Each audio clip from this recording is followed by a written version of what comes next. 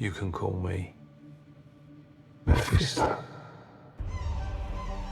Hello friends, welcome back to our channel. तो दोस्तों, Marvel ने फाइनली एक डेविल साइज्ड बॉम्ब गिरा दिया है और फैंस के लिए ये 4 साल का इंतजार अब खत्म हो गया है। वांडाविजन के रेड स्मोक, हेक्स मैजिक और गोट हुप्स के क्लूज के बाद सबकी थ्योरी अब सच हो गई है। फाइनली मेफिस्टो, मार्वल का आइकॉनिक, मैनिपुलेटिव और डेविल टाइप विलन, अब ऑफिशियली एमसीयू का हिस्सा बन चुका है और उसकी एंट्री हुई है एक धमाकेदार ट्विस्ट के साथ आयरन हार्ट के फिनाले में। और ये ट्विस्ट कोई छोटी मोटी कैमियो नहीं, बल्कि एमसीयू के फ्यूचर को शेक करने वाला मोमेंट था। बैरन कोहेन, जिनकी रेपुटेशन अनप्रेडिक्टेबल और मिस्चीवस रोल के लिए जानी जाती है, उन्होंने मेफिस्टो का रोल प्ले किया है और उनका अंदाज चार्मिंगली एविल था। तो चलो करते हैं ब्रेकडाउन मेफिस्टो की हेलिस एंट्री, रिरी विलियम्स का हार्ट ब्रेकिंग डिसीजन और आगे मार्वल के प्लान्स में क्या हो सकता है।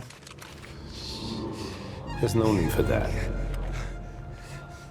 Surprise in the shadows, real villain revealed. तो दोस्तों, पूरे सीजन में सबको लग रहा था कि विलन डोरमामू होगा, वही इंटरडायमेंशनल थ्रेट जिससे डॉक्टर स्ट्रेंज तक लड़ चुका है। लेकिन मार्वल का स्टाइल ही ऐसा है, असली खतरा हमेशा शैडोज में छुपा होता है और फाइनल एपिसोड में सब कुछ बदल जाता है। यहाँ रिरी विलियम्स, जो अब तक अपनी बेस्ट फ्रेंड नेटली की मौत के गम में डूबी थी, अचानक उसे फिर जिंदा देख लेती है। नो एक्सप्लेनेशन, नो साइंस, बस वो वापस आई है। और जब रिरी उसे गले लगाती है, उसके हाथों पर काले विंस उभर आते हैं, वही करप्शन जो हमने पहले Parker Robbins AKA the Hood Anthony Ramos में देखा था। तभी शैडोज से निकलता है मेफिस्टो, द डेविल हिमसेल्फ, और उसका कहना सिंपल है, मैं सिर्फ खेलने नहीं आया, मैं बार्गेन करने आया हूँ।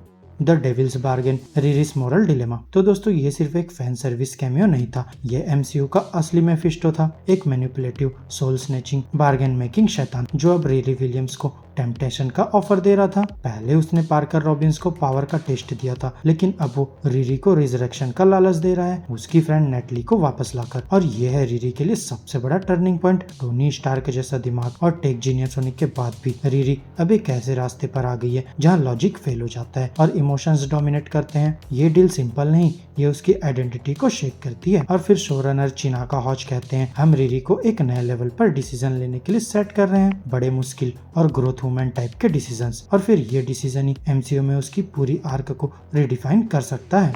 मेफिस्टोस grand entrance, 4 years in the making। दोस्तों, मार्वल फैंस ने 2021 से हर जगह मेफिस्टो को ढूंढा, वांडाविजन के हर स्मोक इफेक्ट में, लॉकी के ग्लिच में, डॉक्टर स्ट्रेंज के स्पेल्स में, लेकिन हर बार मार्वल ने उसे शैडोज में ही छुपा के रखा। और अब फाइनली उसने आयरन हार्ट में अपना ग्रैंड डेब्यू किया। सचा बैरन कोहेन का वर्जन मेफिस्टो काफी डिफरेंट है, no horns, no red skin, बल्कि एक स्लीक मॉडर्न डेविल जैसा फील, थोड़ा सेल्समैन, थोड़ा ट्रिकस्टर और पूरी तरह से डेंजरस। ये कास्टिंग फैंस के लिए शॉक भी थी और डिलाइट भी। और फिर चिनाका हॉच खुद कहती है, मुझे तक नहीं पता था कि ये सब कैसे फाइनलाइज हुआ, ये मेरे अकेले का डिसीजन नहीं था, ये मार्वल का कलेक्टिव सरप्राइज था।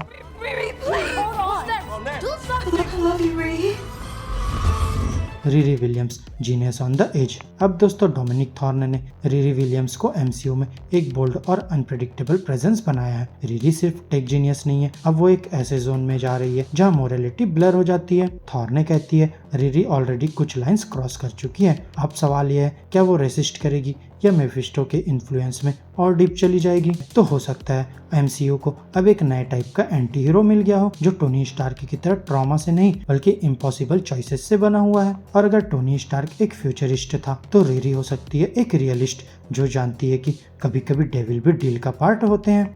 Mid credit scene, Parker Robbins return. अब दोस्तों, एक इम्पोर्टेंट मिड क्रेडिट सीन में हम देखते हैं पार्कर रॉबिन्स को, जो अब अपने इनहेंस्ड हुड के बिना पावरलेस है, लेकिन उसकी होप अभी भी खत्म नहीं हुई। वो जाता है स्टेंटन्स मैजिक शॉप और जेल्मा स्टेंटन से मिलता है, played by Regan Aliyah. Parker कहता है, मुझे सुप्रीम लेवल हेल्प चाहिए। और इस छोटे से सीन का हिंट बड़ा हो सकता है डॉक्टर स्ट्रेंज के फ्यूचर प्रोजेक्ट्स, एगथास कोवेन ऑफ कैओस या इवन मिडनाइट सन्स की तरह एक गेटवे हो। एंथोनी रेमोस खुद कह रहे हैं, मैं चाहता हूँ पार्कर और मेफिस्टो के रिश्ते को और एक्सप्लोर किया जाए। और ऑनेस्टली दोस्तों, हम भी यही देखना चाहते हैं। Final thoughts, MCU's devil era begins. तो दोस्तों, आयरन हार्ट का फिनाले एक गेम चेंजर था। मेफिस्टो की एंट्री सिर्फ एक ट्विस्ट नहीं, एक पूरी रियलिटी शिफ्ट थी। अब एमसीयू में एक नई डार्कनेस आ चुकी है, मैजिक, टेक, सोल बार्गेन्स और ट्विस्टेड मोरालिटी। रिरी विलियम्स अब सोलो नहीं है, वो एक ऐसे डेविल के रडार पर है जो पूरे एमसीयू को शेक कर सकता है। Agatha, Darkhold diaries, Blade, doctor Strange 3 और शायद मिडनाइट सन्स, सबके थ्रेड्स मेफिस्टो से कनेक्टेड हो सकते हैं। तो दोस्तों,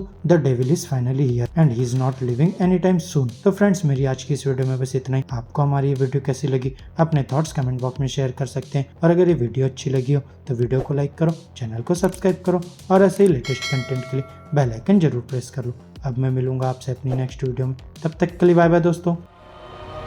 I'm happy at home.